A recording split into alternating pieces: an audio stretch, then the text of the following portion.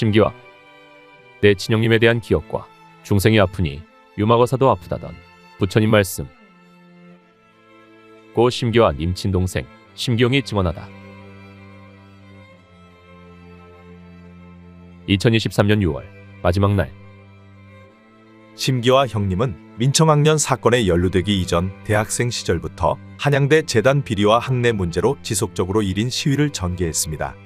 당시 성동경찰서는 형님을 요주의 인물로 분류했고 정보과가 우리 집 자택 전화를 지속적으로 도청하거나 감시를 했습니다. 부모님께서도 중앙정보부에 수시로 불려 다니셨습니다. 그 이유는 아버님께는 형님이지만 저에게는 백부 되시는 분이 월북을 했고 백부님 처남이 남로당 경기도당 위원장으로 활동하다가 월북 후 개풍시장을 한 것과 관계가 있다고 생각합니다.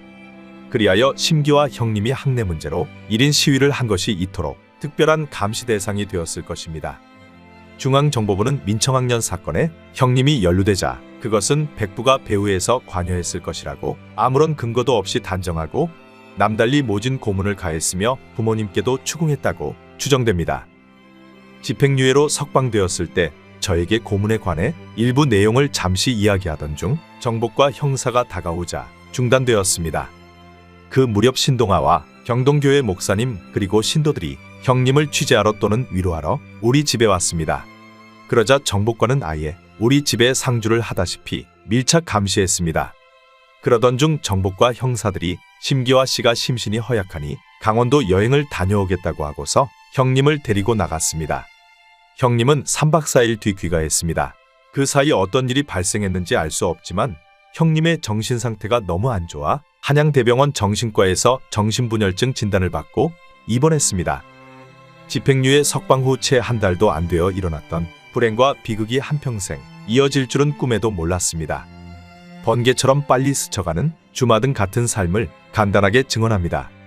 입원 중 징집 영장을 받았습니다. 의사가 지금 당장은 입영을 할 수 없다는 진단서를 발행해 주어 입영 연기 신청서도 제출했으나 끝내 받아들여지지 않았습니다. 형님은 논산훈련소를 거쳐 양구 21사단에 배치되었습니다. 그 진위를 아직도 알 수 없지만 그 당시 부모님께서 어디선가 형님에게 대북 특수임무 수행 공작훈련이 강제되었다는 소식을 들었습니다. 그 당시 감사원에서 국방부 담당 6번 진급과장 등으로 근무하고 있던 외삼촌과 팔촌 매형 등에게 부탁했고 이분들이 다시 제3자에게 부탁해서 형님은 교육대대 조교로 근무할 수 있었습니다. 우연하게도 형님이 배치된 교육대대 대대장은 팔촌 매형과 친구였습니다. 그때부터 보통 인간으로서는 감내하기 힘든 극한적으로 가혹한 군사훈련에서 벗어날 수 있었고 군복무는 힘들지 않았을 것이라고 추정됩니다. 하지만 정신건강 상태는 점점 악화되어 부모님께서도 매주 면회를 가야만 하는 어려움을 겪어야만 했습니다. 대대장이 계속 군병원으로 이송해 달라고 요청했으나 위에서 거절했다고 합니다. 대대장은 결국 선임하사에게 형님을 별도 관리하도록 특별한 조치를 취했으나 병세가 날로 악화되어 결국에는 가평 군병원을 거쳐 원주 군병원에 입원해서 치료를 받았습니다.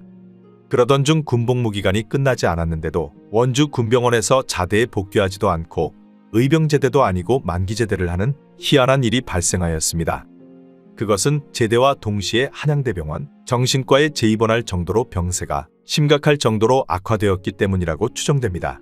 그 이후 입원과 퇴원을 반복하다 생을 마감했습니다.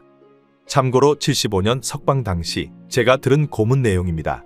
잠을 안 재우고 졸면 밝고 뜨거운 불을 눈에 비추고 차가운 물이 가득 찬 드럼통에 강제로 집어넣고 밖에서 두들기는데 구역질이 나고 가슴이 터질 것 같았다고 합니다. 그 이상의 이야기는 도청과 감시관계로 듣지 못했고 힘든 과거를 들추는 게 정신과 병원 생활을 지속하는 환자에게 도움이 되지 않을 거라 생각해서 가능한 한 피했습니다. 병원에 입원했을 때 정복과에서 수차례 찾아왔으나 의사들이 강력히 반대해 면회는 이루어지지 않았다고 합니다. 마지막 부탁입니다. 한때는 민청학년 관련자들을 원망했습니다. 장관, 부총리, 총리도 나오고 다선 국회의원도 나왔습니다. 집권당 당대표도 나왔습니다. 어찌 이다지도 무심들 하신지요? 이제는 다 잊었습니다. 마음을 깨끗하게 비웠습니다. 이들 출세한 사람들이 아니라 심기와 형님이야말로 석가모니 부처님께서 말씀하신 그대로 중생이 아프니 유막어사도 아프다던 생불과 같은 삶을 살다 간 우리 시대 보살이라는 생각으로 제 자신을 위로했기 때문입니다. 저 역시 후두암과 폐암 환자입니다. 7월 6일 아침 7시부터 일산 국립암센터에서 예정된 검진과 진료를 일주일 뒤로 미루고 만사 제치고 이 자리에 왔습니다. 민청학년 관련자 중에 단국대 출신 구충서 형님께서 우리 형님처럼 유사한 정신병으로 고통과 불행 등에 시달리고 있다고 들었습니다.